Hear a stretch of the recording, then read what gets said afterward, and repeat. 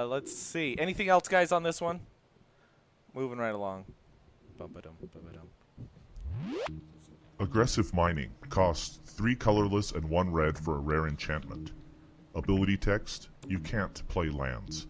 Sacrifice a land, draw 2 cards. Activate this ability only once each turn. So this one was designed by the famous Marcus Notch Pearson, the founder of the game company Mojang, and certainly and certainly the most famous for the creation of the game Minecraft. Little game you may have heard of once or twice. Anyways, this card is pretty sweet. It's got all those really geometric square shapes that look very Minecrafty in the art, which I really like. And just like Minecraft is one big sort of puzzle, free-roaming game, this card is like a big puzzle that it's giving to the player. You know, like what can you do? How can you make a deck that could potentially leverage you mining into your own lands and breaking out value? So I think that this card is pretty sweet.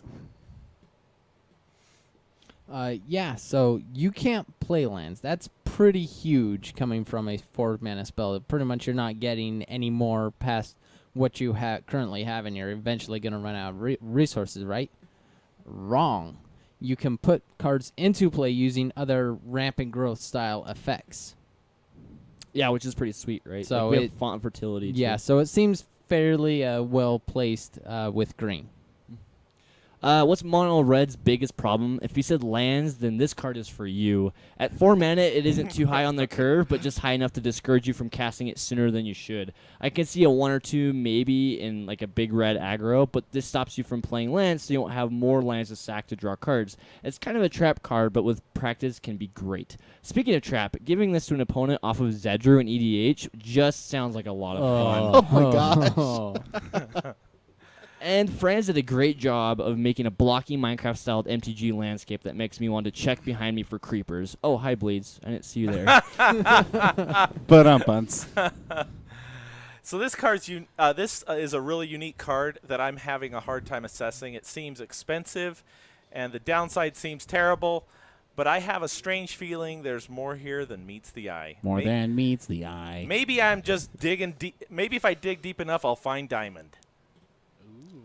See what I did there? I saw it. Is that a thing in that? It is that a thing? Okay, yeah, I that's was a thing. unaware. Yeah, you can dig for diamonds. This is one that's selling for about $1. I'll be happy to pick up a playset for fun, and if it goes down to bulk, I'll pick up a lot of these for spec later because I think that in the right deck, I told you, use this with that one horror thing.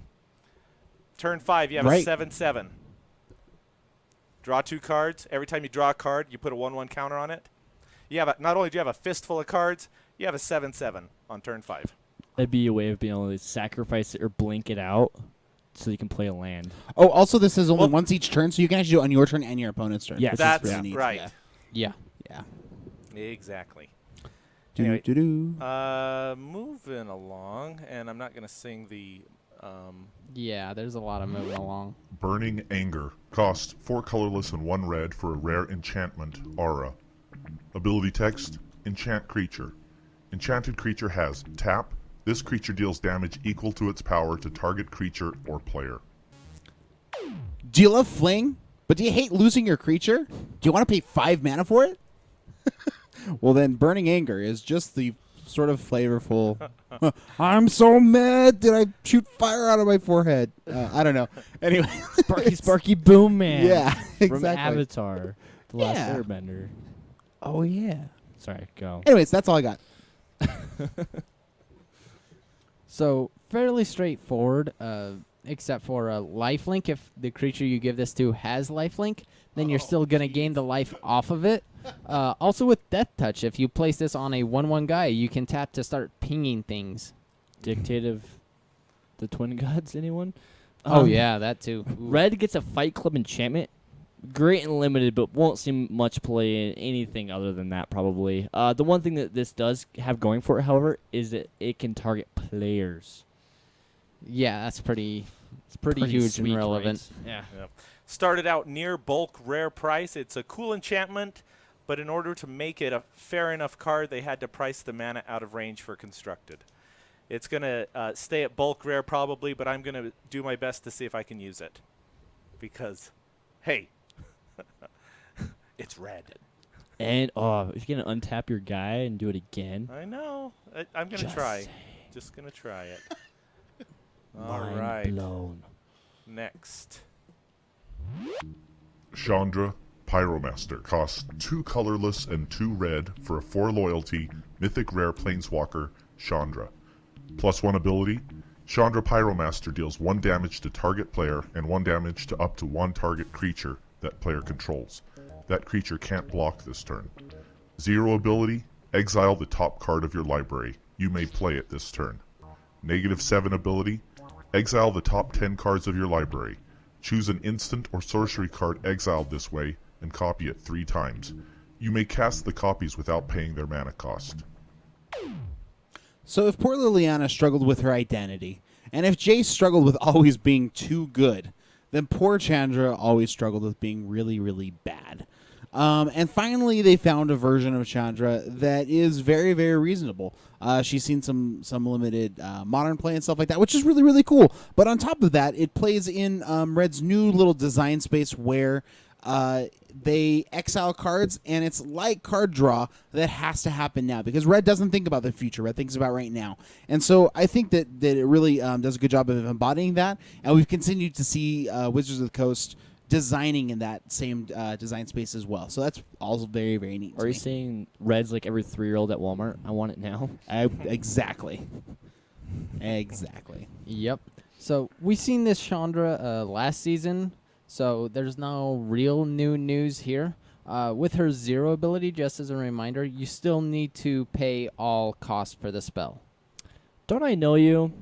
Arguably the best Chandra printed so far. It's good to see her back on the roster and ready to go. Great in red-green mid-range with coursers or just plain mono-red. She's kind of the fun police. She'll probably see actually more play now that people actually understand how she works now than she did last season. Yeah, arguably, I don't think there's too much arguably about it. She's pretty much the best. Oh, Chandra, how could you have fallen so far so fast? Remember when you hit $30 and kept going? Now look at you. Started at $10 and you have sunk to $8. At least now I can complete my playset before you go back up. Yeah, pick yourself out of the gutter, Chandra. You can do better. Get off the corner. I mean, Crucible of Fire. Costs 3 colorless and 1 red for a rare enchantment. Ability text. Dragon creatures you control get +3/+3. Hey, Timmy, you like dragons? You have all the dragons in your deck? Timmy, I just opened this booster pack, and I have just the rare for you. No, it's fine. We don't have to trade. You can have it. True story every single time there. If you have a 0/0 dragon that comes into play for some odd reason, with this out, he is never seen as a 0/0 and will be a 3/3 until otherwise acted upon. Constant Tarkir on the horizon and an enchantment that buffs them. Sounds to me like there's a potential for some dragons in the next block.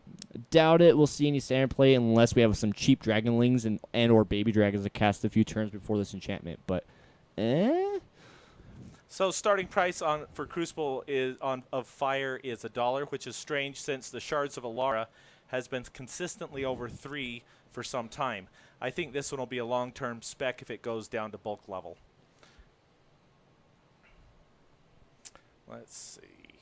I like how we just ream on every dragon player. Goblin Kaboomist. Costs 1 colorless and 1 red for a 1/2 rare creature, Goblin Warrior. Ability text. At the beginning of your upkeep, put a colorless artifact token named Landmine on the battlefield with pay 1 red, sacrifice this artifact. This artifact deals 2 damage to target attacking creature without flying. Then flip a coin. If you lose the flip, Goblin Kaboomist deals 2 damage to himself. So this card, if anything, is the story of lots of games coming together to make a cool Magic card. Stone LeBron was a designer for both Diablo 3 and SimCity. Then he saw some cool new units from StarCraft. The Terrans made these mine units, and he's like, oh my gosh, now that I have to design a Magic card, I wanted to make a guy that makes mines. On top of that, he designed a card that makes non-creature tokens, which Magic had never done until we did the gold tokens from last set. Right. And without even knowing about the gold tokens, because they designed this before Theros came out, he had designed this card, and they got it all ready to print. So it's cool that it's working in the new design space. It's cool that it went right along with stuff that we've started to do now. And it's just a hilarious card. They actually had to depower it a little bit from the original design. The original one, when the mines went off on the goblin, it only dealt 1 damage, which meant that he could have 2 bad mines happen in a turn before he would die. And now it just takes 1 mine and he is dead. But you know those goblins, they're not too good at staying alive, so it's fine. No, not in any format whatsoever. I love this guy. No, he's amazing. I love the flavor of this guy. So- he is a mine layer. With this guy, it's important to notice that he gets the mine and then he dies. Think of him setting 1 mine and then moving away and preparing to get the next one ready, and then that one goes off on him to then kill him. Yeah, let's face it, he's just another cute goblin that probably won't live to make any more other cute goblins. But the flavor behind this card is just solid. Won't see much play in casual or competitive play, but remember that when you can amass landmine tokens over the course of the turn, and they'll stay when he leaves, because it doesn't say Exactly, guys. that Come on, when he read leaves this. play, they leave play, so then you have a whole bunch of freaking mines that don't kill him anymore. So remind me, populate? Populate, it says creature token. I Oh, think. darn No. it. Okay. No? Remind me. I try- don't mind the puns. Yes, please. I want 4 in my deck to make me lots of landmines. Then I will set them off with shrapnel blast. Boom. Okay. Yeah, 5 damage. How do you think I'm going to get those landmines? Yeah, that sounds really good. Are you kidding me? Yes, it's good. We're talking 5 points to a creature or player. I just hope that joke, doesn't blow up in your face. Yeah. Oh. Okay, this is a bulk rare, but that's okay because I want all of them for myself. And the artwork. Okay, so they had some guys that did similar things like this in older sets, and it's so cool to see it come. And I back, really kinda like that thing. in his Oh, little knacsack, here's- he's got like a lit bomb. Like Here's- one of them. Yeah, He's like- If you could pump him at all, give him maybe a 1/1, he would also survive it. The new Erd well, goblins. Also, Yeah. the heroes. No. You can make him a dragon. Where you name a color and all. Where you name a color and Oh, all Hall creatures of of the same color. Triumph. Yeah, Hall Hall of of Triumph Triumph. means he always survives his first. That's pretty good. They blast. also got that. For each color has their. Every the red uncommon creature. guy. Yeah. Yeah, gets +1/+1, and then they also have another semi-relevant ability to add on. So this guy with any of those, you're just gonna get infinite amounts of mine Landmines! tokens. I love it. Speaking of goblins, I know. Goblin Rabblemaster. Costs I'm in 2 heaven. colorless and 1 red for a 2/2 rare creature, Rabble, rabble. Goblin Warrior. Ability text. Other goblin creatures you control attack each turn if able. At the beginning of combat on your turn, put a 1/1 red goblin creature token with haste onto the battlefield. Whenever Goblin Rabblemaster attacks, it gets +1/+0 until end of turn for each other attacking goblin. So goblins have been attacking together in Magic for a long time. And this is the big tough guy from your high school who totally can beat up all the other big tough guys from all the other high schools. And you stand behind him, and he's just like super awesome. Anyways, I am excited to play with Goblin Rabblemaster. I think he's very flavorful, and he definitely gets super pumped from having a bunch of goblins behind him. In fact, if there was ever a bro goblin, this one might be it. Come at me, bro, goblin. Yeah. Yeah. Even your newly made tokens need to attack. Killing the other goblins will not shrink his attack power as soon as he gets his buff, so you need to kill the other goblins before he is considered attacking. As soon as he gets his buff, it's going to stay there until end of turn. for those of you who know and love goblins, this is not as good as Goblin Pile Driver and Goblin Assault, but it's kind of the same. Goblin Assault was a enchantment from Shards of Alara that put a 1/1 goblin at the beginning of your upkeep into play, and all goblins must attack. Goblin Pile Driver was for 2 mana, 1/2, I think. Goblin Pro Blue, when it attacked, it got +2/+0 for each other goblin attacking with him. So it's kind of like those two cards combined. And the cool thing is, because he makes the tokens at the beginning of your combat, if you cast them in your first main phase, you get the token on that combat Immediate step, and value. it's able to attack. So you have immediate value, which seems pretty solid. Pairs great with Perforos, and with like most other competitive and casual decks that play goblins, he seems really, really sweet. I really like how all we have to say is either lifelink or Perforos, and Damon's face Damon's face just Brights lights up up, like yep. no or other. something to do with polymorphing. Started at $2. The future is bright for goblins, especially since they seem to be learning from their mistakes and aren't forcing themselves to attack each turn. Still, other goblins have to attack. He started at $2 and has dropped a little. Probably $1 is where he'll settle in. He makes 1/1 goblins with haste and pumps himself. 1 for every goblin that's attacking. He's looking really aggressive. So, I like him too. If you couldn't guess, With your other goblin lords? Ah. Hoarding Dragon costs 3 colorless and 2 red for a 4/4 rare creature, Dragon. Ability text, Flying. When Hoarding Dragon enters the battlefield, you may search your library for an artifact card. Exile it, then shuffle your library. When Hoarding Dragon dies, you may put the exiled card into its owner's hand. So hey man, that's really cool. You trained your dragon to go and find treasures for it. Oh wait, why'd you kill your dragon? Oh, just to get its treasure? It seemed rude. The flavor on this guy is just a little bit confusing.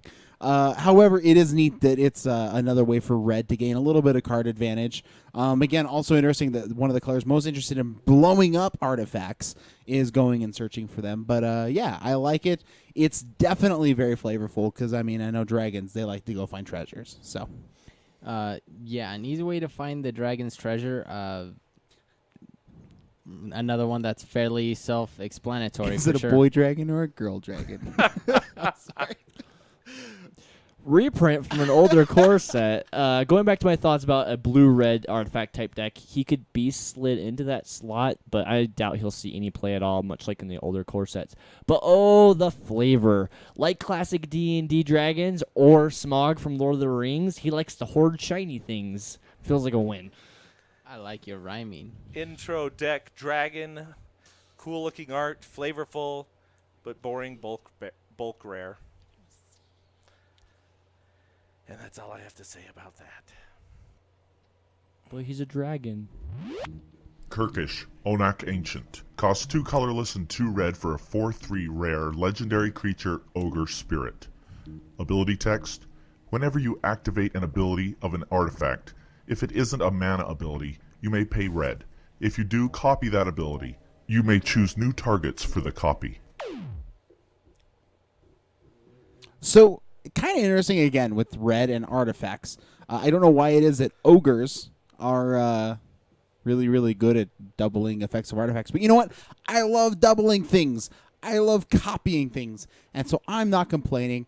This is our 4th friend of the legendary creature cycle of artifacts. And I could certainly see some really neat EDH decks being built around this guy. So yeah, and you know, Onaki, we'll get to Onaki later. But it's part of the plane of Shalandar. Yes. So going over what is a mana ability. A mana ability is anything that taps for mana, like a Llanowar Elf. That's a creature that has a mana ability like a land would be. Gilded Lotus, Soul Ring, anything that does say tap to add mana to your mana pool, those are considered mana abilities. This guy will counter, or he will put a copy of just about anything else out there. So this guy's pretty sweet. And going back to the flavor, red's all about like forging and creating like Perforos, so that kind of makes sense Right, a yeah, little makes bit on sense. that side. It's the flip side coin of red, right? But if you're using artifacts for pseudo combos, like activating a Mindslaver, pay red to copy it. Activate Illusioner's Bracers, pay red to copy it. Strionic Resonator, pay red to copy it. Hammer of Perforos, pay red to copy it. I don't know, Mimic Vat, pay red to copy it, getting 2 tokens. I mean, holy crap, holy shipwreck Batman. You know, the playability of this guy is crazy. This is a Johnny's wet dream. Yeah, with Hammer of Perforos, where I believe the second mountain is a part of the cost, you don't have to sack another mountain with this one to copy it. Ask for 1. Yep. It's like BOGO. Too bad Shrapnel Blast doesn't work with this. It doesn't, does it? No. Okay, just checking. Bulk rare. That is just waiting for a home. Doesn't work with Shrapnel Blast. Obvious bulk rare. But this is a possible long-term spec. If it if it gets down to bulk rare, I think that you might be able to pick sometime when they find the right place.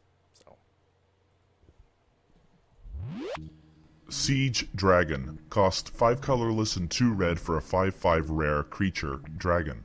Ability text, flying. When Siege Dragon enters the battlefield, destroy all walls your opponent controls.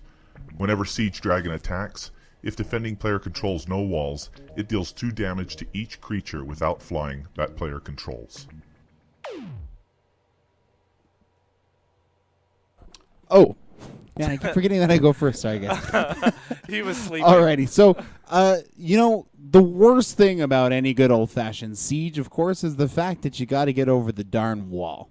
If only everybody knew that they should just bring themselves a regular old siege dragon to blow up all the walls and lay down covering fire on all the little ground units, dealing 2 damage apiece. This guy, he's got a lot of flavor. This guy's breaking down walls. This guy's getting over the castle.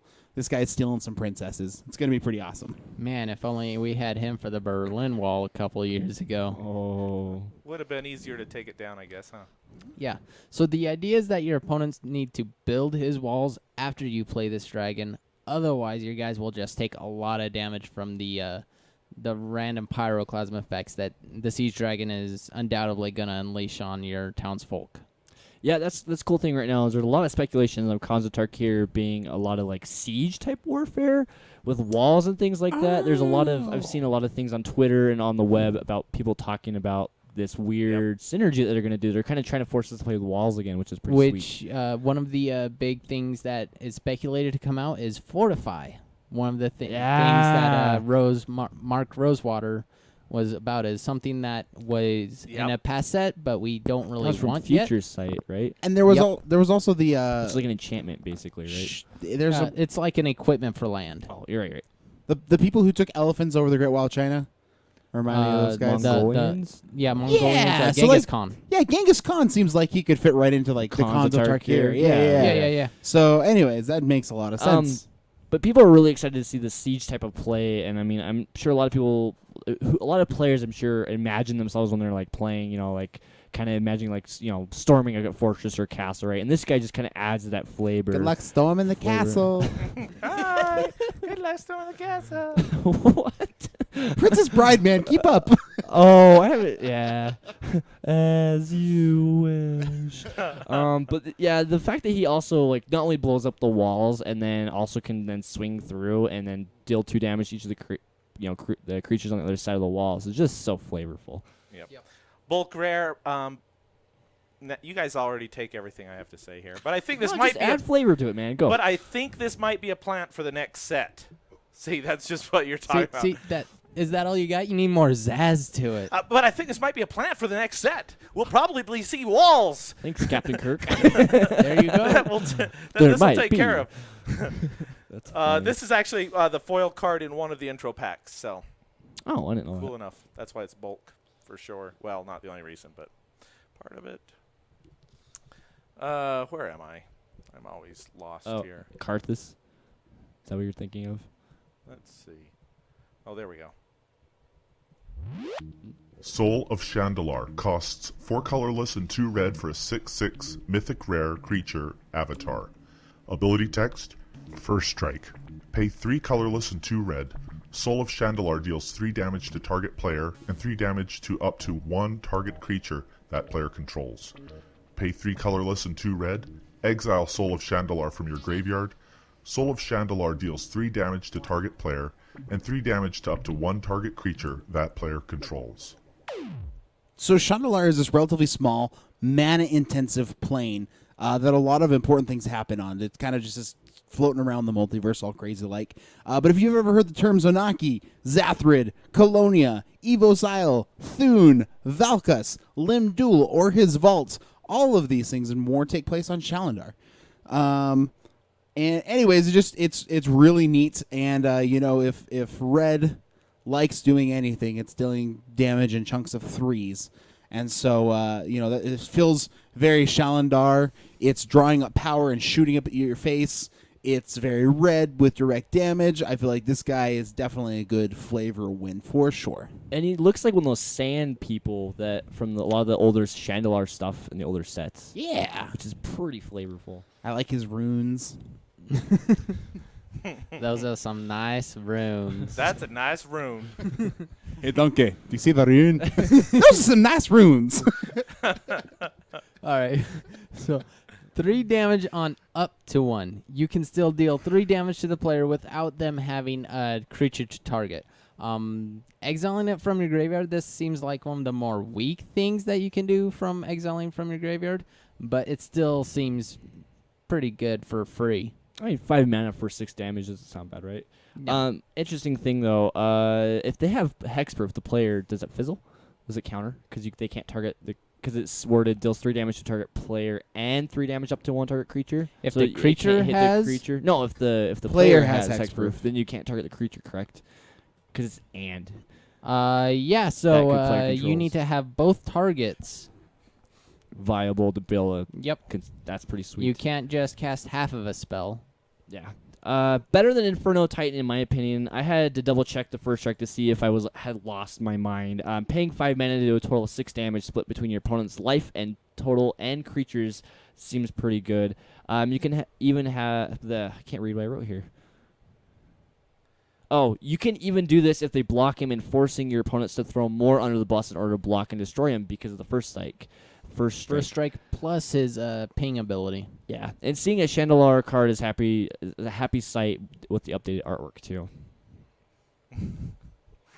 Not the best avatar, but not the worst either. It started about $10 and has gone down to $6. This will probably go down a little more since this is too much mana for most red strategies. And moving right along. Chord of Calling.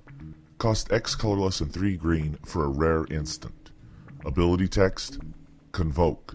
Search your library for a creature card with converted mana cost X or less, and put it onto the battlefield. Then shuffle your library. Imagine for me, if you will, you set up a nice little forest of creatures. Everyone's in trouble. You need a specific answer right now. And all of your little forest creatures raise their voices in one magical chord of mysterious music, calling on a great beast that will have an immediate impact on the battlefield at instant speed. I give you Chord of Calling. It's a card that almost doesn't need to be introduced. It's got a lot of power, and I'm excited we got it back. Would you like some applause with that? Yay! Well, There was much rejoicing. Showed up. Yeah. There was much rejoicing. I mean, they said Convoke was coming back, and I'm like, Chord? And everyone's like, they won't do Chord. It's too good. I'm like, but I want Chord. But you can't have Chord in Standard. It's too good. And I'm like, no, I want some Chord of Calling. And what is that off voice supposed to be? It's all the haters. The haters. That's okay. That's what Okay. they all sound like. I can't have Chord of Calling in Standard. It's too good. Anyways, back to you guys. All right. So remember that you can tap creatures to add mana to its casting cost. Where this one says X or less, you can tap all the creatures you have to try to trigger the... I can't remember what it's called. Like you tap like 5 creatures in the X spot and go find a 4-drop, right? Yeah. The So you can overshoot and be fine. yeah, Is that what you're meaning, or? to trigger your untap ability. Oh, inspired. Inspired. So this is going to be a big key card in any inspired strategies if you choose to pursue that course of action. I suggest you don't. But if you do, this seems like a key card in doing so. I mean, it's Chord of Calling. Do I really need to say anything? I mean, this card sees play in a wide range of decks. Need a specific creature for a combo or just a big, huge fatty? This card goes and finds your guy for you.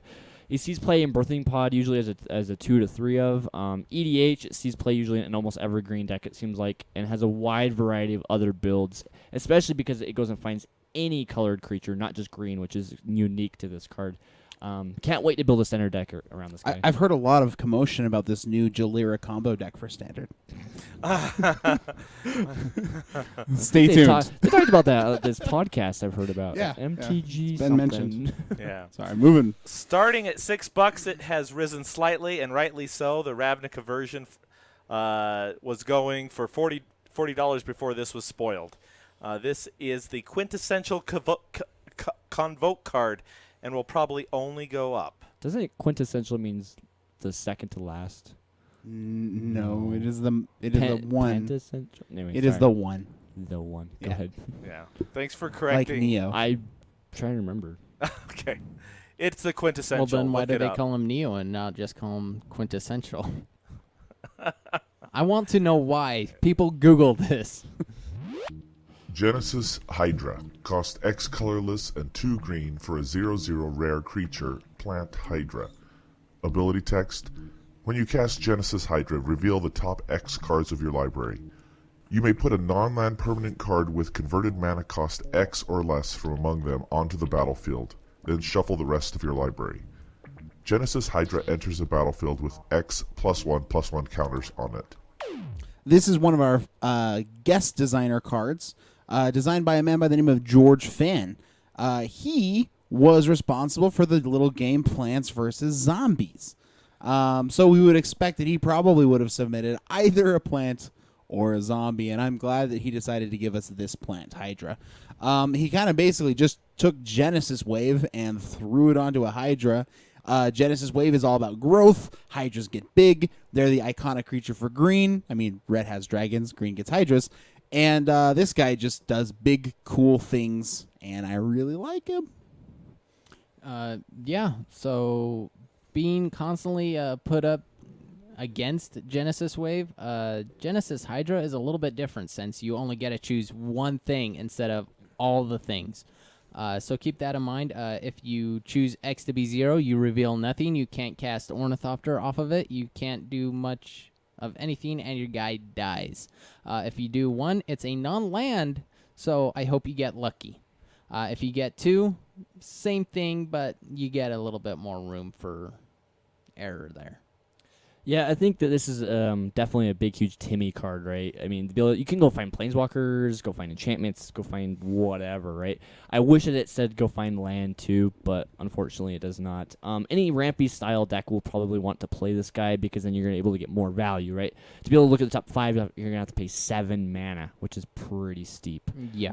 But I mean, I do feel like he's going to be great in EDH for sure. I mean, he's, like you guys said, he's very, very similar to Genesis Wave, but want different, style, and he's got legs. So I mean, fun card, and I love the fact that it's got actual zombies in the artwork too, which is flavorful for George fans. So this is a pretty sweet card. Started just above $2, better and worse than Mistcutter Hydra. This card gives you card advantage. Mistcutter is easier to cast and harder to get rid of. Hard to say which will be more valuable. I'm guessing they will come down about the same. Mistcutter Hydra is about $350 right now. Oh, and actually, this guy works kind of like Cascade, doesn't it? Because it's when you cast him.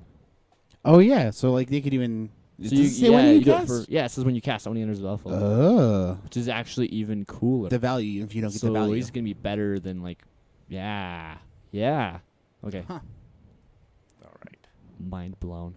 Chat just changed my mind on that guy a little bit. Hornet Nest. Cost 2 colorless and 1 green for a 0/2 rare creature insect. Ability text, Defender. Whenever Hornet Nest is dealt damage, put that many 1/1 green insect creature tokens with flying and death touch onto the battlefield. So, I mean, you don't want to kick the Hornet's Nest.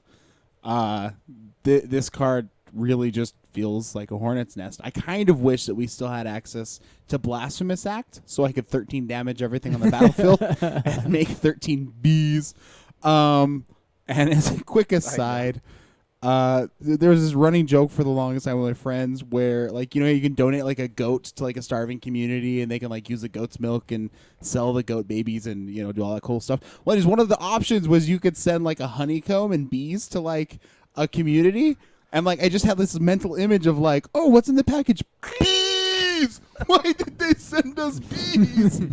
America, why do you suck? Anyways, so yeah, forever Hornet's Nest will always be, why did you send us bees? For me. So you give them one goat. How are they getting multiple babies from that? Okay, I'm just maybe you're really generous and you do 2 goats. That's not the point right now. The point Okay, is, how do the Do we have rules to- work? You're do we have generous to- with the goats. Do we have to explain to Blades how it works? I don't know. The birds and the bees. Ah. All right. Goats and the Anyway. Whose turn is it? Okay, Blades. so whenever it is dealt damage, put that many 1/1 green insect creature tokens with flying and death touch onto the battlefield. So if you can get like a prodigal sorcerer type effect, something just to deal 1 damage to this guy, you can effectively just you can ping their guys for 1, and then you can maybe ping this guy for 1 on the off shot and get yourself a free 1/1 death touch guy. It also works really good, as Damon stated earlier, with all of the Anger of the God effects that we have. You can wrath the board almost and believe yourself with 3 1/1 green insect creatures with death touch. That seems fairly relevant. Yeah, you like took most of the words right out of my mouth. I mean, even then, like blocking like Apollo Chronos, Right, Like- seems good. like you slam it down. You're like, okay, you can monstrosity your Apollo Chronos, and we're gonna fight. I'm gonna get bees, or you can swing as your Apollo Chronos. I'm gonna block.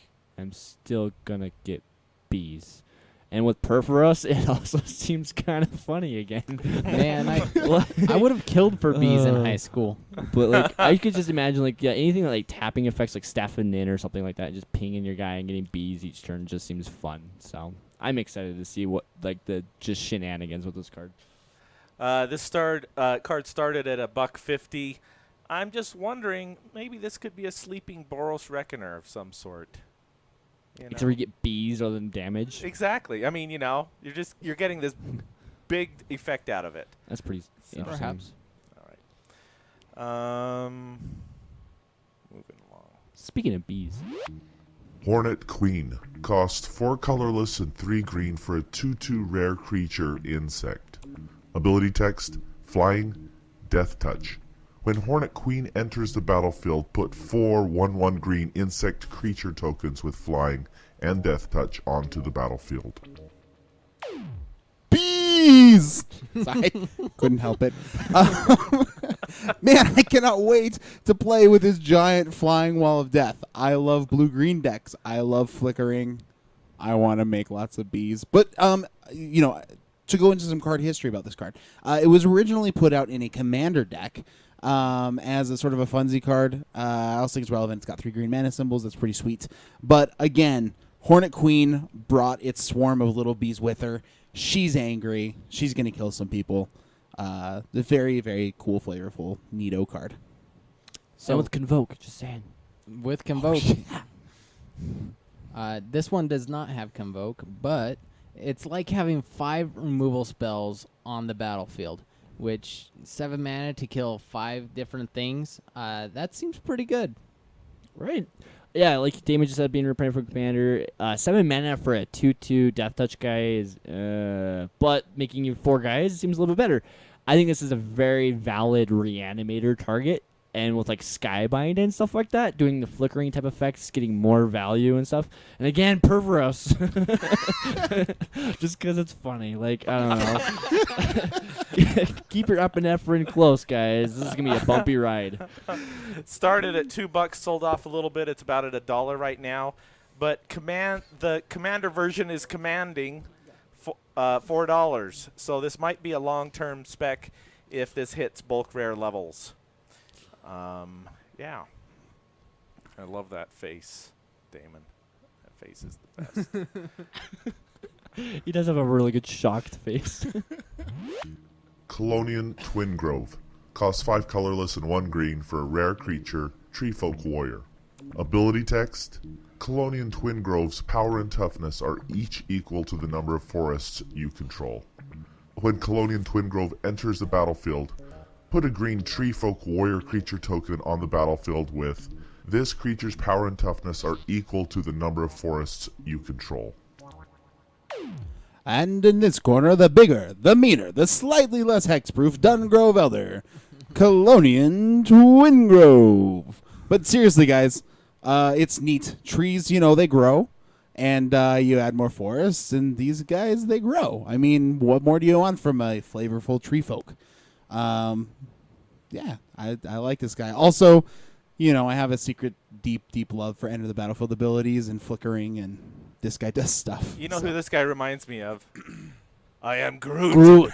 Yeah, I am Yeah, Guardians of the They really need to give us a raccoon creature who's awesome. Yeah, okay. He's always going to be red, right? Like a goblin Yeah. sharpshooter. Let's Right, face it. right. Yeah. I am Groot. Yep. So this guy, he's just about as big as many forests as allow him to get. So he's fairly basic. His token is just about the same thing as him. So you're not going to get too much value out of it. But if your opponent suddenly finds a way to make all of your forests into something else like mountains, they both will become 0/0 and die, unfortunately. Aw. We've talked, and we've decided you're not orcs. Lord of the Rings, anyone? Yeah, Anyone? I got you. Yeah. I got you. I got it. It took a little bit. All right. I got you So, right away. For those of you who have not watched our podcast before and you're just joining us and stuff like that, I love tree folk. I've had an obsession with tree folk since I first started playing. My first EDH deck was Doran, the Tree Siege hugger. Tower. Dungervelder is by far my favorite card. This guy just is sweet. Like Damon just said with the Enter the Battlefield effects, you can flicker him, make more tokens, populate the tokens. Just the amount of flavor on this guy, and it's sweet. And I mean, he's a tree folk. I can't argue with that. I'm just excited to play him. Perforos? No, no, now we're taking it too far. Starting at $1 and holding, probably a bulk rare, but you get two for the price of one. And parallel lives, guys. 2 for the price of 1. How can you argue with that? Okay. Sweet. Life's Legacy costs 1 colorless and 1 green for a rare sorcery. Ability text: as an additional cost to Life's Legacy, sacrifice a creature. Draw cards equal to the sacrificed creature's power. When you consider the color wheel and the different abilities the different colors get, green is actually the secondary color for card draw to blue. However, it's usually based on things that exist in the battlefield already, so it's sort of dependent card draw rather than independent card draw. I think this is some pretty cool design space. I think you get some cool value, especially in kind of a reanimator-y sort of deck. And as a complete aside, if anybody opens a foil of this, my wife collects pony-themed foil-y cards. And fairies. And fairies. That's all her binder is. So, anyways, just saying, if anybody opens one, we could have some trades.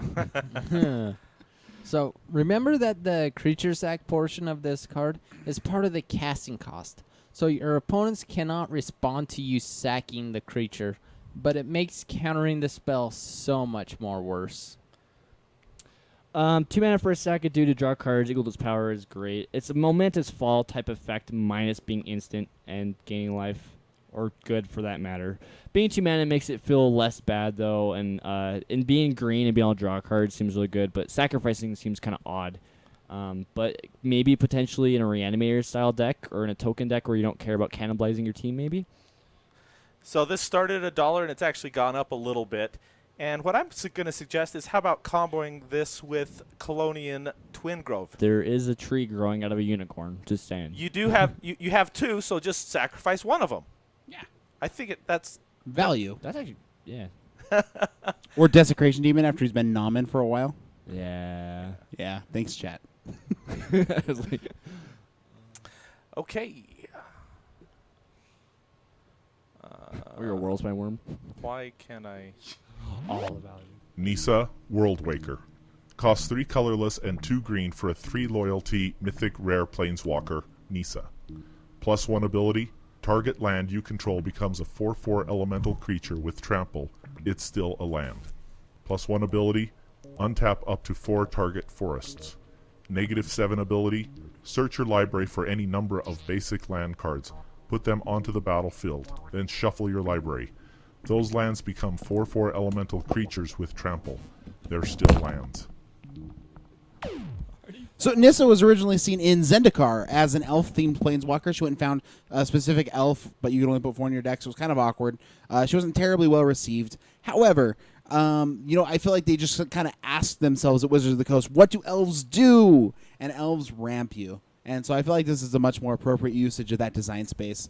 I also really like that the man lands or creature lands existed in Zendikar as well, and she's like waking lands up and turn them into creatures, and it goes all the way through into her ultimate. So overall, I think it's a really cool design. And now that Garrick is off being super dark, he's in his goth phase right now.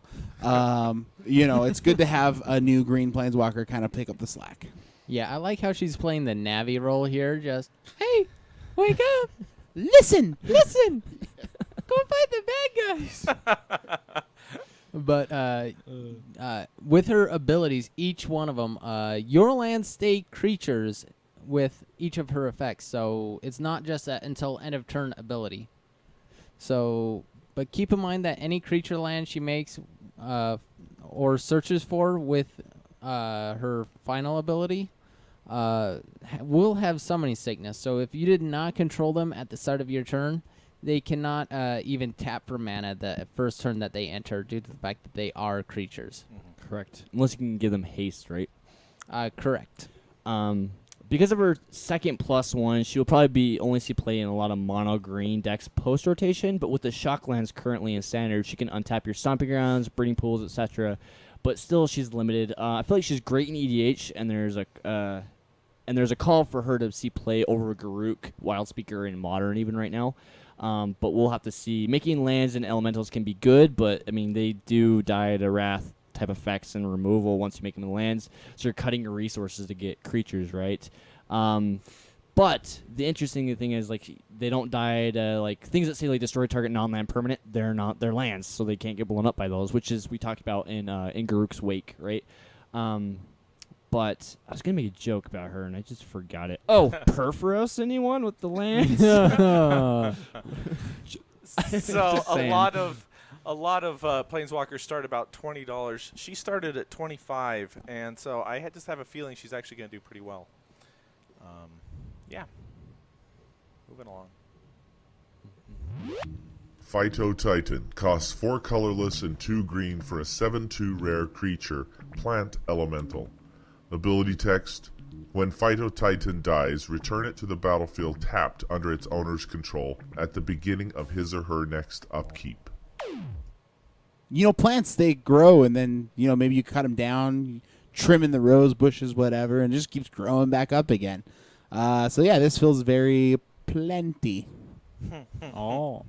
So when it dies and then you return to play, you do so on your upkeep, which means you lose close to about 2 turns without him. So 6 mana for a 7/2 seems pretty fragile. He comes back, but how long is he actually going to be coming back for? A 7/2 that just keeps coming back. Magma Spray just found a new target. Doubt it will see much play in standard, but maybe in sideboards against control.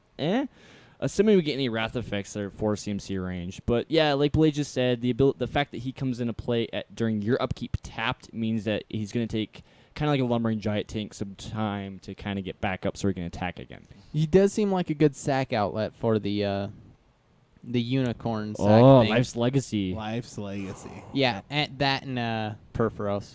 Right. And Perforos. Pimping Perforos. MTGYou. This is one of the cards in the intro deck. Started at $1, so it's going to be a bulk rare. And is that enough words for you, Rich? Just kidding.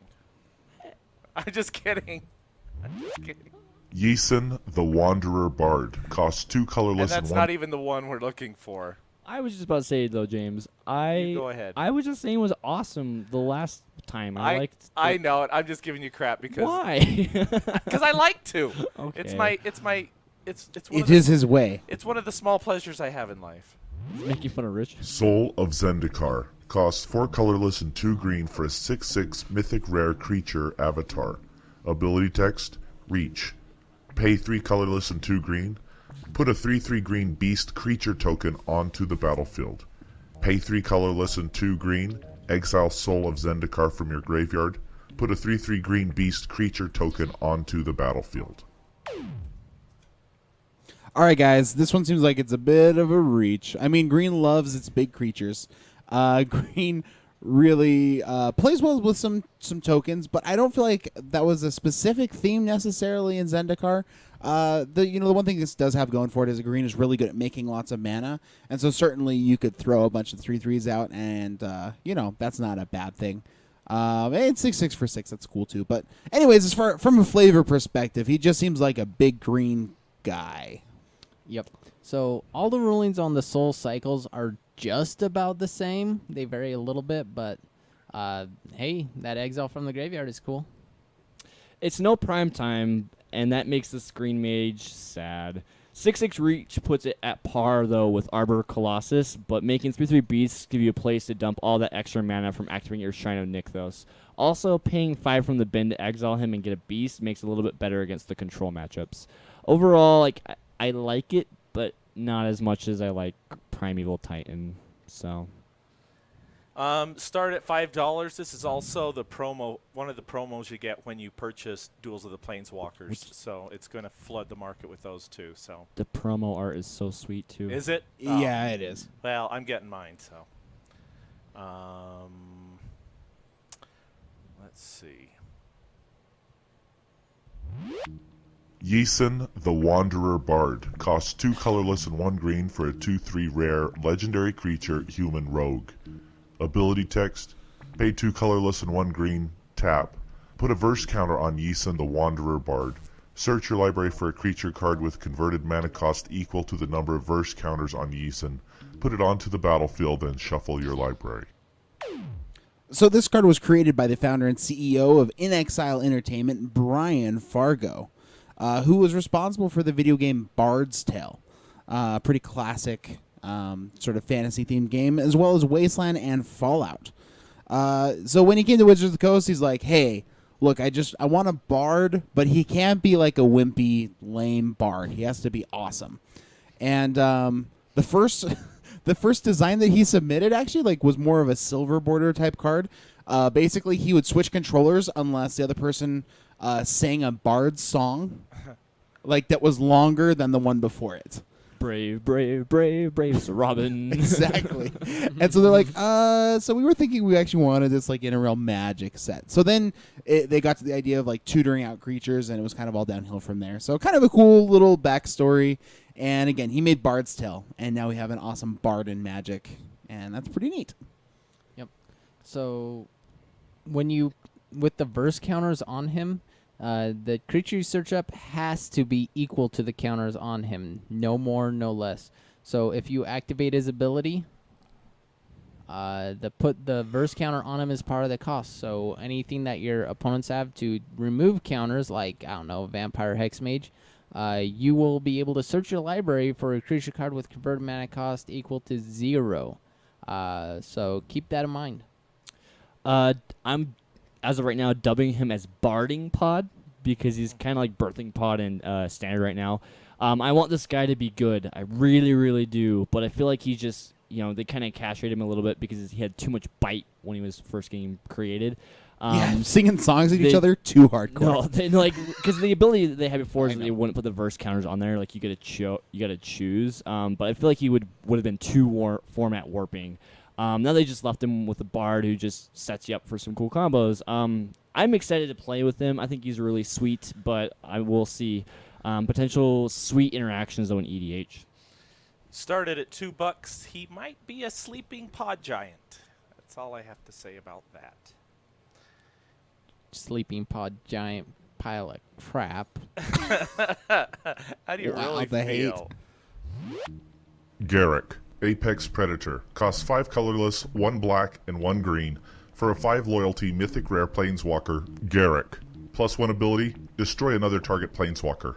+1 ability, put a 3/3 black beast creature token with death touch onto the battlefield. -3 ability, destroy target creature, you gain life equal to its toughness.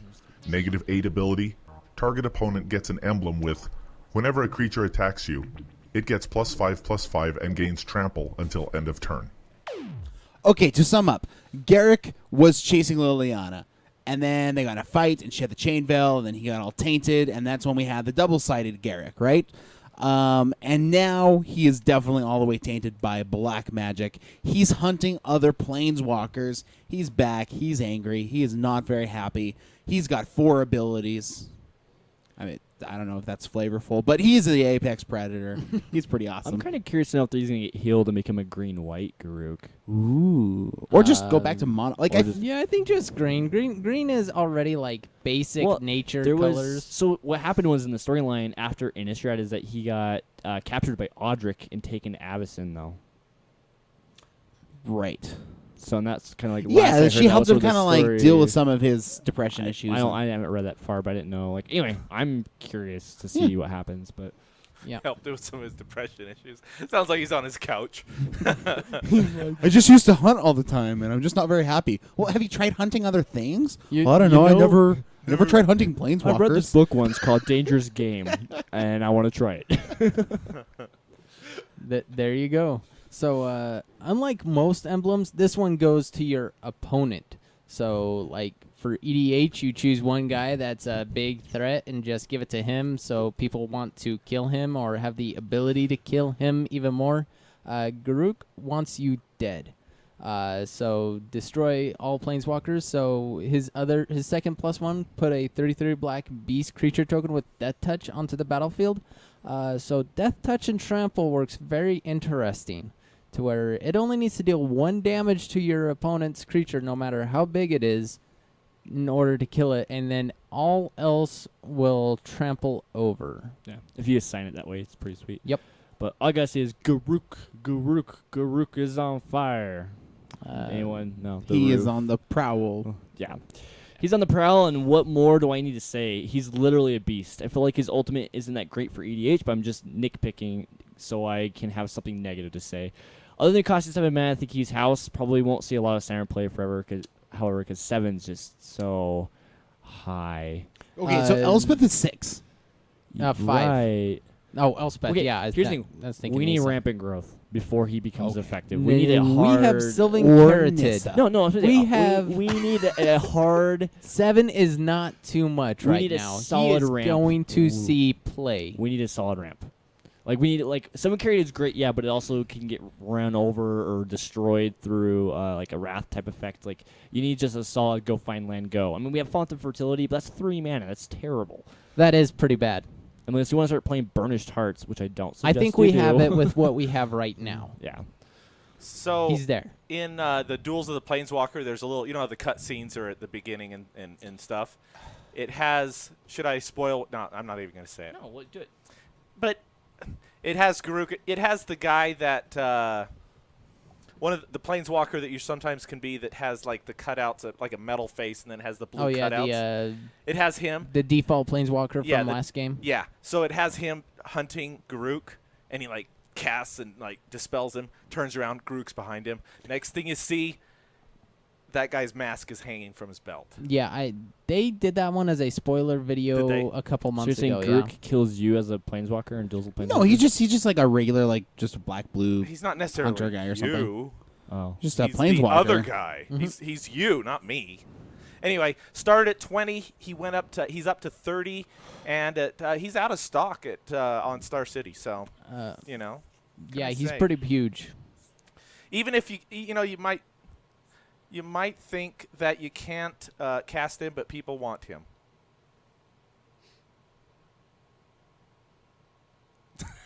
Sorry.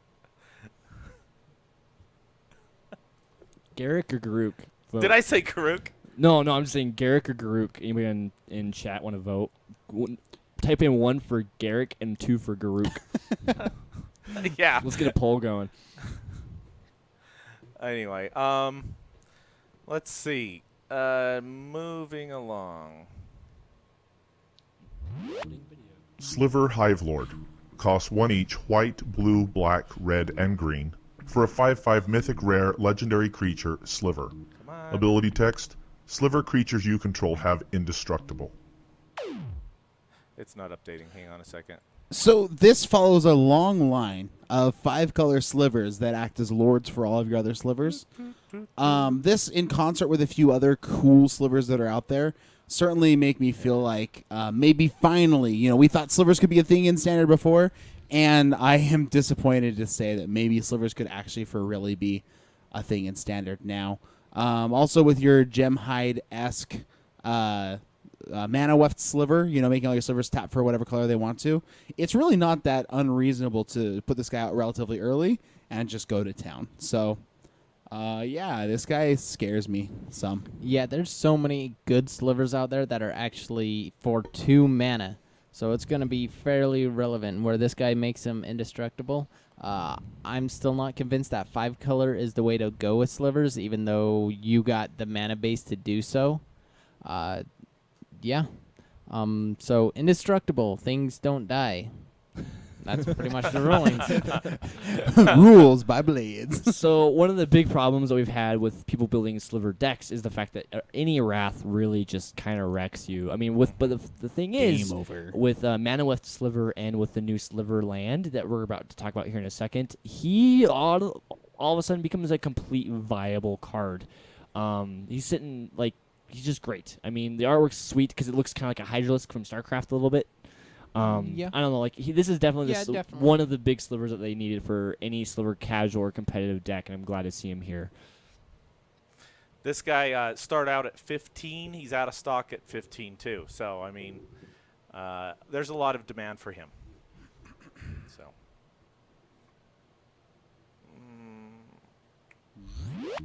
Avarice Amulet.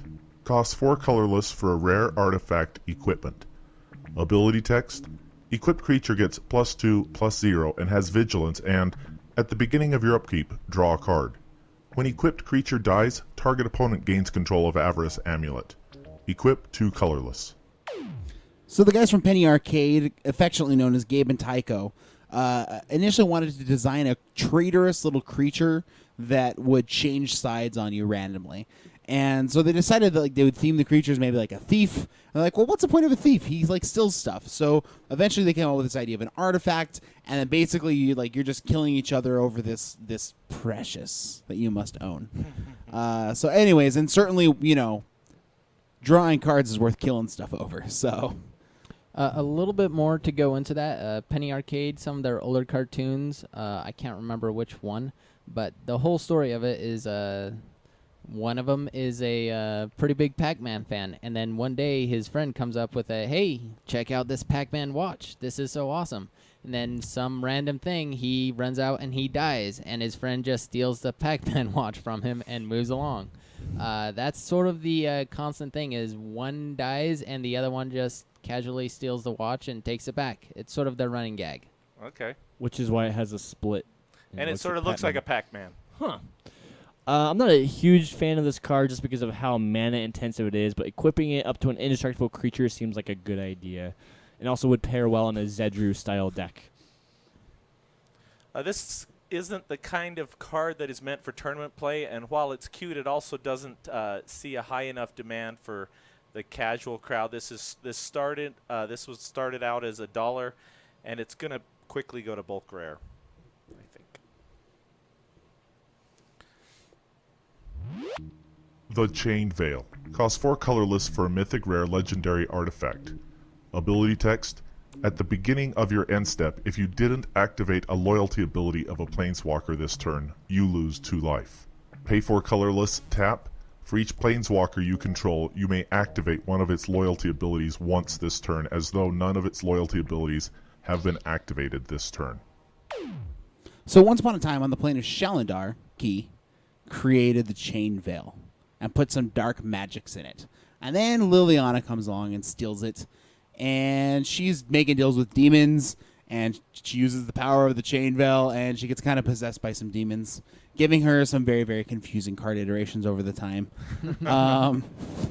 However, this Chain Veil has been referenced now for so long, it feels like in Magic, that it's really neat to finally have the artifact and to be able to play with it. And it certainly does some cool things, but it also comes at a price. So I like that a lot. Yeah, so on this one, if you haven't activated an Planeswalker on your end step, you lose 2 life. If you activate the Planeswalker, then play this, you still do not lose the 2 life. You're pretty much good, since you have fulfilled that one requirement. 4 mana tap. For each planeswalker you control, you may activate one of its loyalty abilities once this turn, as though none of its loyalty abilities have been activated this turn.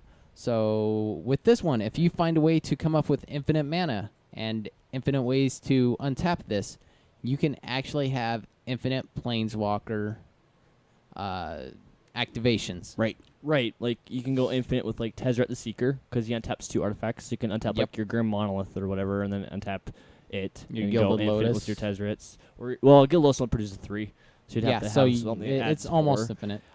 You can go infinite actually right now on standard with Ral Zarek and Nisa Ravain because Nisa Ravain untaps 4 forests, and then Ral Zarek Worldwaker, but untaps yes. the what? Worldwaker, but yes. Worldwaker. Yeah. I said Ravain. It's all good. She's Ravain, but yeah, Worldwaker. Sorry.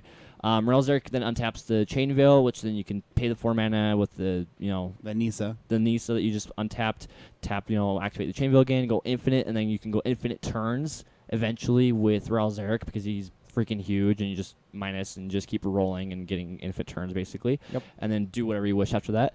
You can also, with a Johnny Mentor of Heroes and Sage of Hours, you can go infinite because you just put +3/+3 counters on Sage of Hours. Twice. So you're able to put 6 counters total up on it, remove all the counters from it, take 1 extra turn. Do that again, rinse, repeat, and you kind of take infinite turns off of that too. The other interesting thing, however, is it's a lot of mana. I mean, it's 4 mana intensive, plus being able to untap and everything, and have the pieces online to be able to do so. And I know there's another couple other ways of being able to do infinite combos with this. I understand that. These are just some quick ones, but I think for standard, it's a little too slow. Modern, definitely way too slow. EDH though, I mean, like especially if you're playing like a deck that's playing lots of planeswalkers, this seems like a definite auto include. We've mentioned our friend before, Xavier, and he has a EDH deck that has every single planeswalker ever printed in it. And he just about lost his mind when he saw this card. He was so excited. So Oh, absolutely. yeah. So this started at $5. It's gone up a little bit. I think this has huge casual appeal, so I think that it's really going to hold its value and probably just keep ticking up over time, especially if they print this now and don't really come back around. Let's go on. Grind Clock. Costs 2 colorless for a rare artifact. Ability text, tap. Put a charge counter on Grind Clock. Tap. Target player puts the top X cards of his or her library into his or her graveyard, where X is the number of charge counters on Grind Clock.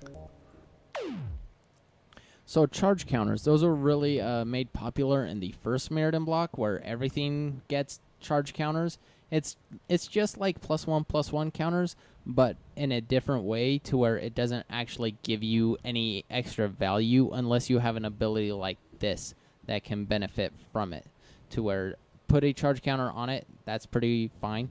And then you can mill your opponent effectively for however much you want to put into it. So put it up to 3 and then just start milling your opponent for 3. Estimate where your opponent is going to be and what's probably going to give you the best ratio for mill for what time frame you're put into. So, I mean, you're grinding through the deck, and it certainly puts a clock on the opponent. So, flavor? Flavor Kind of says itself. Kind of, yeah. Like It's about where it ends. It's kind of like Millstone, right? A lot It of is. the idea was that you're attritioning, Yeah. back in the day with artifacts and stuff. But the interesting thing is this was a lot better with Proliferate. Definitely kind of actually a limited bomb. Like, limited bomb. But Proliferate? No. Nope. I doubt that's coming back. nope. But anyway, infect counters. No, this is definitely a limited bomb. Not good enough for standard. I mean, we saw Sands of Delirium in standard play, and that didn't even see much play either. So, yeah, definitely busts. So this is a bulk rare from Scars of Mirrodin, and so there's no reason for me to think that it's going to be anything more than that right now.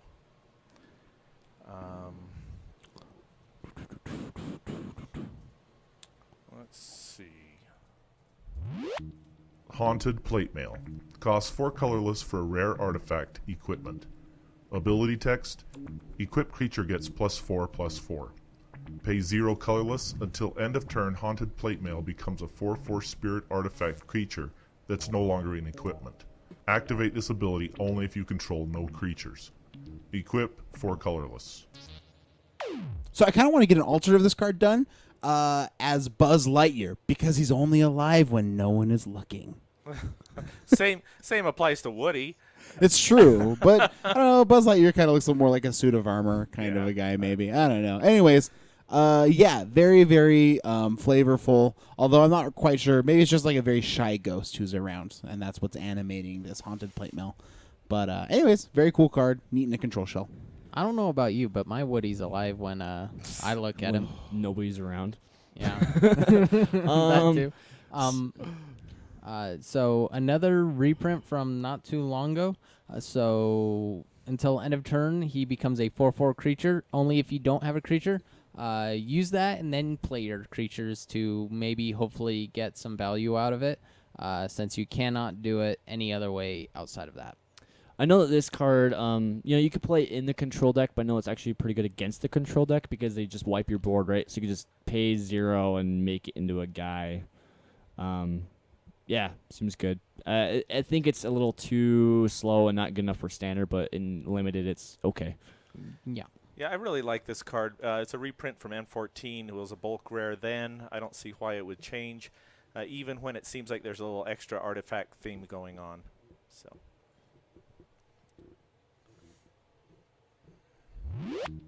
Obelisk of Erd costs 6 colorless for a rare artifact. Ability text, Convoke. As Obelisk of Erd enters the battlefield, choose a creature type.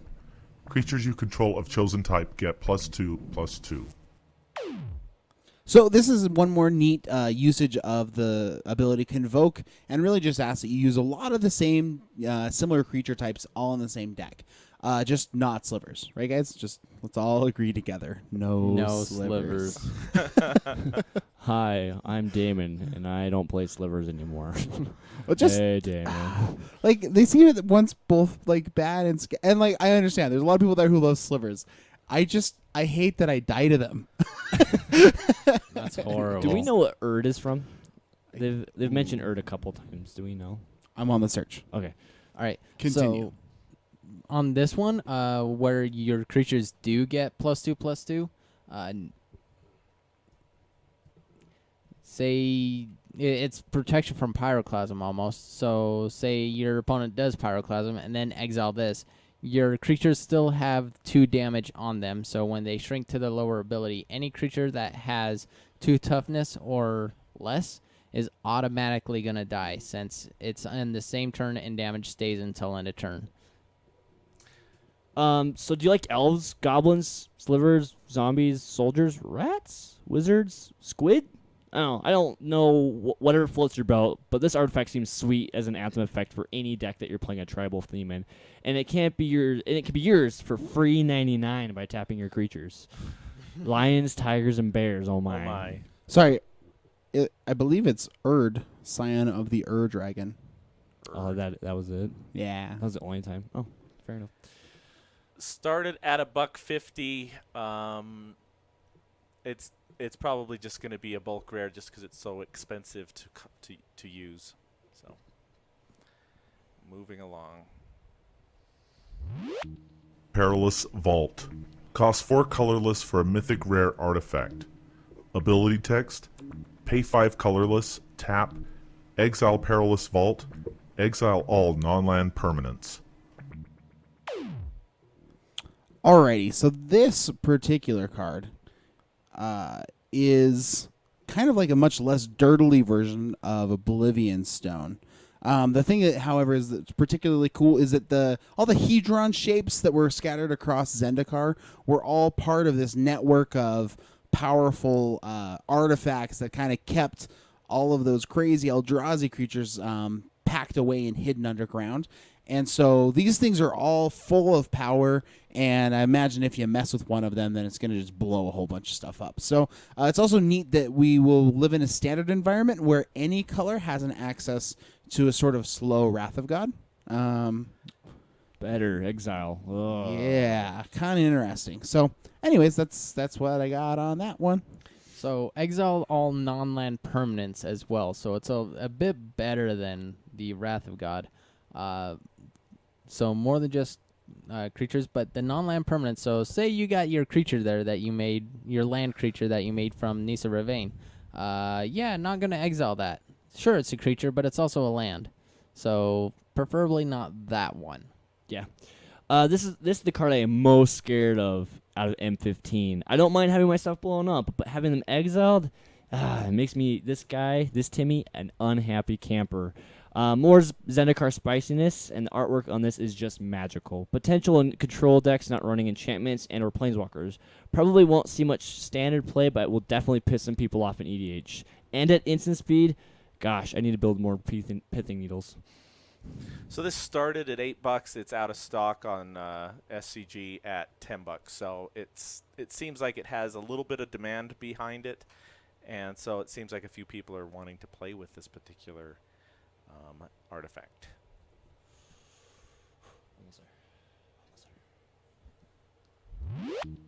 Phyrexian Revoker. Costs 2 colorless for a 2/1 rare artifact creature horror.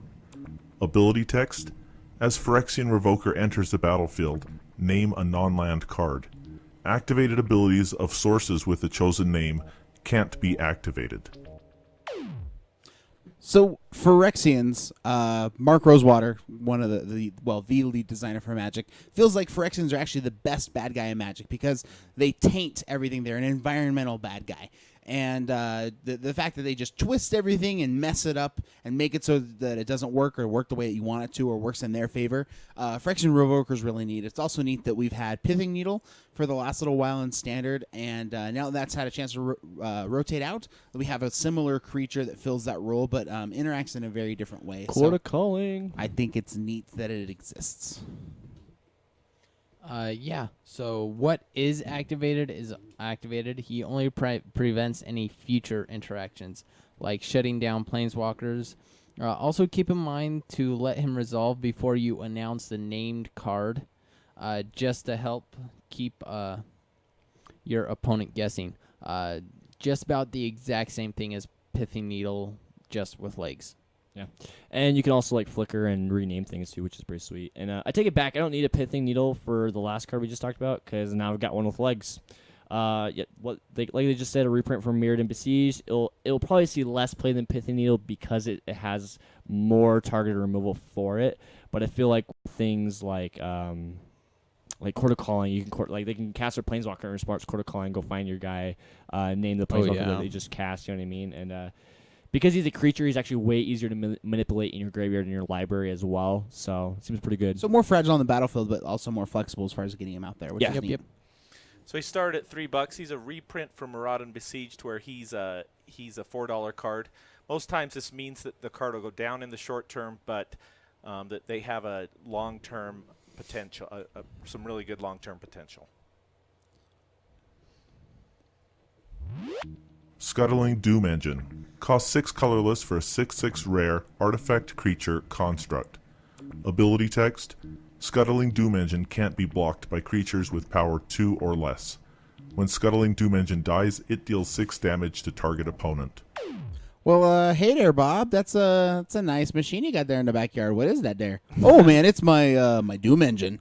Oh geez, man. So that Doom Engine there, it's got 4-wheel drive. What's it got? No, it scuttles quite nicely.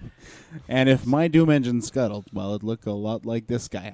I don't know what to think of this guy other than he's from Mirrodin / New Phyrexia, and he's a little terrifying.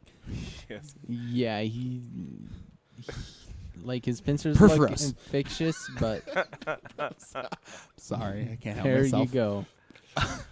Kind of green there. There's a little perforals in there. Pretty straightforward. Can be blocked by creatures with power 2 or less. So if they want to block, they have to rampant growth or not rampant growth, but giant growth their guys in response. Or when he dies, it deals 6 damage to target opponent. Just as a reminder, dies means when he goes to the graveyard, not exiled. He's kind of like a new volatile rig, basically. I mean, but he's one creepy dude, but he also says, hey, don't chump block me, bro. Start at $2. It's gone up to around 4. I think this is the biggest percentage, doubling from its opening price. It has a lot going for it since it will work in any color deck, and it's hard to chump block. And you can convoke it out. Or you could sack it. Just Yeah. saying. I think that's why this To is. draw 6 cards? Yeah. We're building a deck. Yeah. There's a lot going on here. Shield of the Avatar. Costs 1 colorless for a rare artifact equipment. Ability text. If a source would deal damage to equipped creature, prevent X of that damage, where X is the number of creatures you control. Equip 2 colorless.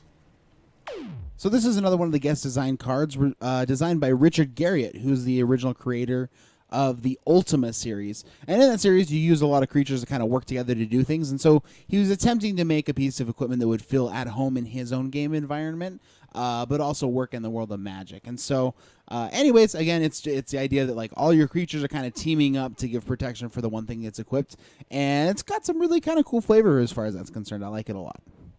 So this will prevent damage from Anger to the Gods if all but the equipped creatures dies, since the creatures are still on the battlefield when the damage is prevented. Token shield for this big guy, I mean, could be good, but like most equipment won't be impactful enough for competitive play. However, could be sweet in like a Kemba EDH deck. Starting price $1. Going down. Anyone? Down. All right. Trying to like elevators. Soul of New Phyrexia. Costs 6 colorless for a 6/6 mythic rare artifact creature avatar. Ability text, trample. Pay 5 colorless. Permanents you control gain indestructible until end of turn. Pay 5 colorless. Exile Soul of New Phyrexia from your graveyard. Permanents you control gain indestructible until end of turn. So I think it's really flavorful that this guy stole Elish Norn's hat. He's a Lady Gaga wannabe. I mean, it is an artifact, and artifacts definitely live in New Phyrexia now. And I suppose sometimes they trample. It is really a neat, powerful effect that he makes things indestructible. But from a flavor perspective, which is how I represent the cards, I'm not seeing a huge win here.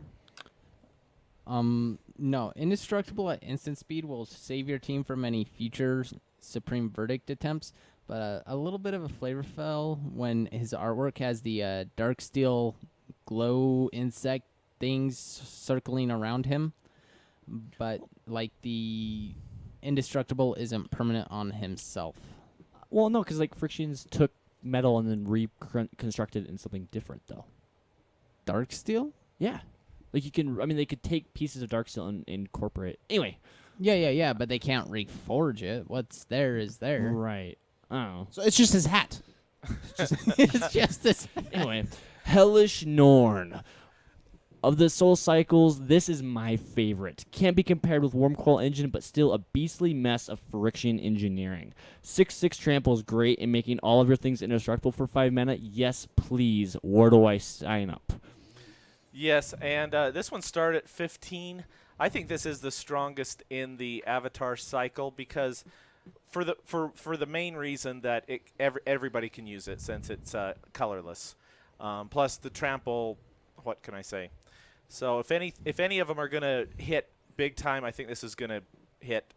If any of them can hit the $30 range, this would be the one.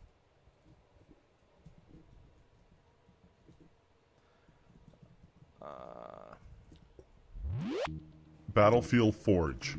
Rare land. Ability text, tap. That Add wasn't 1 supposed to be colorless to your mana pool. Tap. Add 1 red or 1 white to your mana pool. Battlefield Forge deals 1 damage to you. Yeah, we're just going to talk about all these together. So we talked about that one. Let me just play the other. Well, I can just flip through them because they're all basically the same. We don't need to play them. So, Right. So there's a cycle of 5 enemy-colored, they call them pain lands. Yeah. So they tap naturally for a colorless mana, or they'll tap for a color if you pay a life to tap for it at that time. What's nice is right now we're stuck with mostly dual lands. Well, when we rotate, we'll be stuck with dual lands that enter the battlefield tapped. And so for more aggressive decks that are willing to trade the life, these will be very, very useful. And as far as the flavor is concerned on these guys, all of these locations, for the most part, are all different places on Dominaria, which is kind of the original plane of where a lot of Magic took place. So Yeah. For the rules on them, pretty simple. tap to add 1 colorless mana or take a damage to get colored mana. And yeah, what the cool thing is with the Johnny ult, it prevents the damage from being dealt to you off these guys, which is pretty sweet, just like Urz's armor. But the thing is, so you've got Caves of Koilos. Let's start. Yeah, so Battlefield Forge. Battlefield Forge, red, which white. is red-white. Caves of Koilos. Black, white. Llanowar Waste, which is green, black. Shivan Reef, which is red, blue. And don't pay attention to this next one. And then Yavimaya Coast, which is blue, green. Yeah. So. And yeah, these aren't. They've been printed lots of times, They've been right? printed, Yeah. $2 to $6 depending on which one, how popular it is. The prices on these are going to be all over the place, but I mean they're worth more than basic lands. What can I say? I got some basic lands. No, just kidding. The Scrylands started pretty cheap too, and they went up. Granted, they didn't have as many printings as these. Yeah. But I mean, I still feel like them being printed and the availability, they're going to be a little I higher think than 6. probably closer to the 2 than the 6. Well, on these ones, we're not going to see a spike in price until we see what kind of lands are in cons. And also, since we have the shock lands right now, we're not going to see too much play out of these. Shock lands are always going to see play over these pain lands. Right. Okay, and then let me get back to this one here. And where is it? About to bring you to the hive. Let's do this one. Yeah, if we can find it. Sliver Hive. Rare land. Ability text. Tap. Add 1 mana to your mana pool. Tap. Add 1 mana of any color to your mana pool. Spend this mana only to cast a Sliver spell. 5 colorless. Tap. Put a 1/1 colorless Sliver creature token on the battlefield. Activate this ability only if you control a Sliver. All right, so this is very flavorful because this is a place where like little baby slivers grow. I also feel like that Wizards of the Coast redeemed themselves because everyone was so mad that we had all these darn humanoid-shaped slivers. Those aren't the slivers of my youth. I call this false. And so we're getting some slivers that look and feel like slivers again. And the fact that it's a land that taps for any color to cast slivers is really, really neat. And also kind of plays into that flavor like, hey, this is where you little guys grew up, so we can help cast you. And then also, you got the little sliver bibes that are growing in the hive. And if you can pay for it, you can start to throw these guys out on the battlefield, and they'll be pumped by all your other crazy slivers that I don't want to die to. Pretty narrow, but not too much of a drawback on this one since you can still tap it for colorless if nothing else, or if you run out of slivers. Very similar to an Ancient Ziggurat, and the ability to make Sliver tokens. Definitely we see play in every Sliver deck ever. I mean, really, ever. And back to the humanoid slivers, I am glad that they went back to the originals. Because, I mean, they were bioengineered, like, killers. And, anyway, super flavor. Started at $2. It's gone all the way up to $5, and it's out of stock at Star City Games. So, next. Urborg. Tomb of Yawgmoth. Rare, legendary land. Ability text. Each land is a swamp in addition to its other land types. All right, so Urborg is a location. Yawgmoth has a lot of magic baggage. Not enough time exists right now for me to go into a full history of Yawgmoth. Let us just say that imagine if Hitler had magical powers and then also discovered the Phyrexians and then wanted to conquer the world that way by making everybody perfect and Phyrexian-ish. I mean, he was a bad guy. So this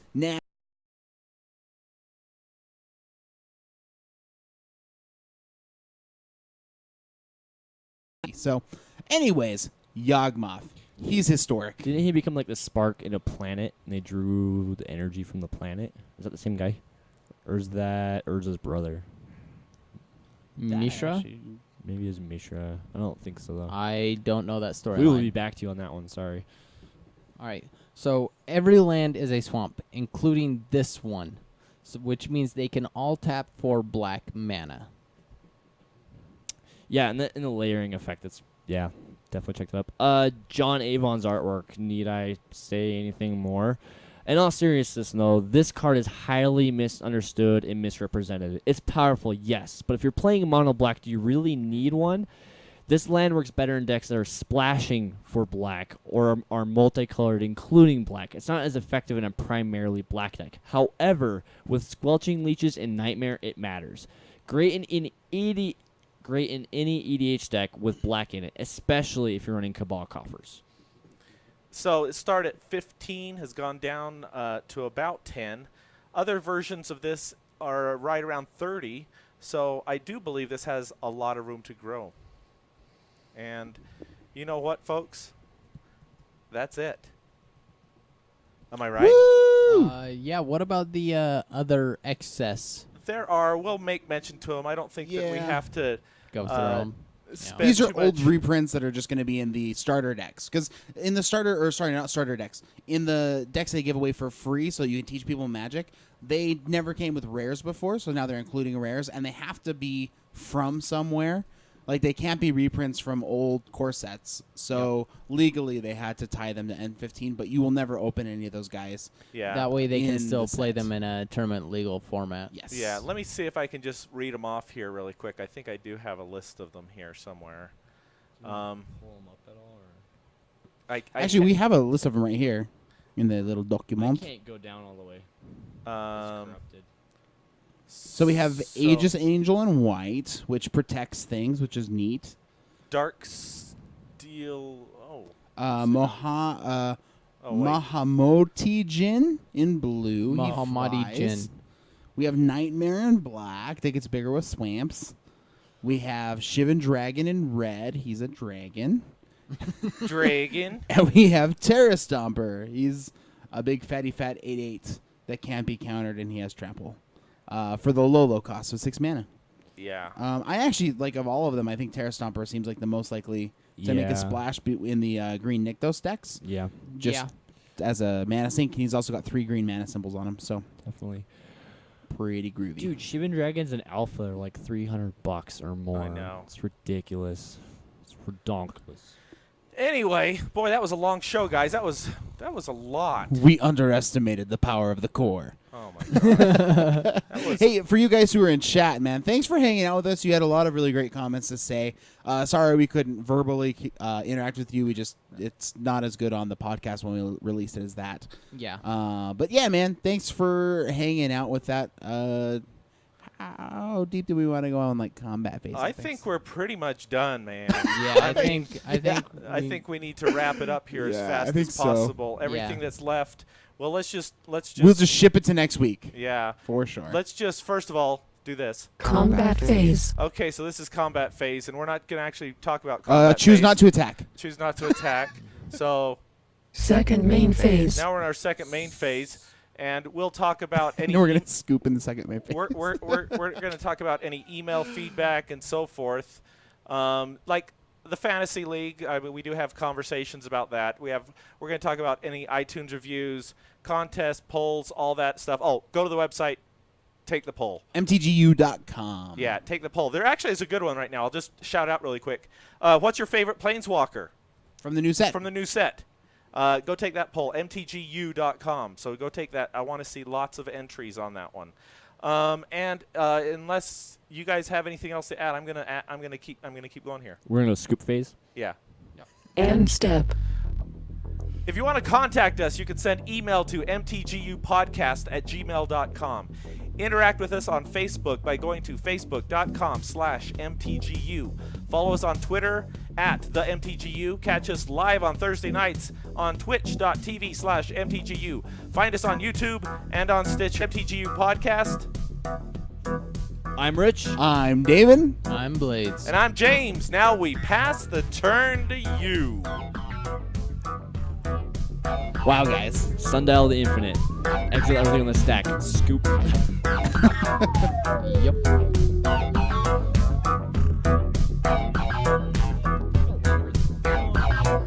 It was. It was a. Dude, we started at 7:30, man. 3 hours. Really? Yeah. How was it so much longer than? It's a large It's set. a larger I set. think it's usually around episodes are usually 2 hours. Just under 2 hours usually. Yeah. Yep. So I mean, with editing. which I don't think we're This at one we're any of that. I don't probably think we need pretty close to that. We're probably going to be right around 3. So Maybe when we post this, we'll see if it's postable as just the cards to YouTube. maybe And maybe it's under the 2-hour mark, so Maybe we can we'll release have it to as see. one maybe piece. separated into 2 episodes Yeah. because we don't want a limited resource. Yeah, we like made fun of them in the beginning for their Yeah. 4-hour review show, and then we had a 3-hour one. Yeah. So YOLO, I guess. I don't know. Who listens to MTGYou on a workout? Seriously. I like this part.